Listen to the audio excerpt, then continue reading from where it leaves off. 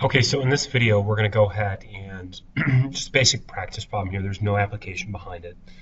We're going to go ahead and, given 3 points, we're going to go ahead and find a quadratic function whose graph contains the points 2, -3, 4, 3, and 6, 1.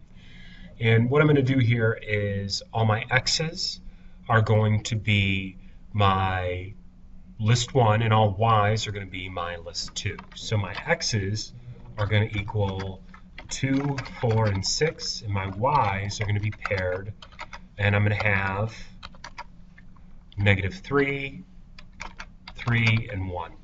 Okay? So a couple things here. I'm going to go ahead and I'm going to add this information in. So we did that by hitting the Stat button. We go to Edit, which is the first option, hit Enter. And I have the information from the previous problem that we did in here. So the way to actually get rid of the whole list is L1 is highlighted. I hit Clear, then arrow down. I'm going to go over to L2, do the same thing, hit Clear, and arrow down. Okay, so I'm going to go ahead and now enter my x values, 2, 4, and 6. And then I'm going to enter my y values, -3. Oops, let me go ahead and plug in the negative value. 3 and 1. I need at least 3 points. Okay? So now I'm going to go ahead and perform the quadratic regression.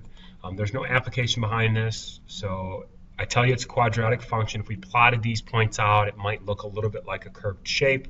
So that tells us that, hey, let's use a quadratic model. And so to do that, I hit the Stat button again. I go to Calc, so I'm going to arrow over to that, and I'm going to select quadratic regression. Hit Enter. My X list is L1, my Y list is L2. Frequency and store, don't worry about that. I'm just going to go all the way down to Calculate, and it gives me my quadratic. So my quadratic is going to be -1x squared, so we'll use a little caret symbol here, plus 9x minus 17. And what I've just typed in at the bottom of the screen and just put in red is our solution.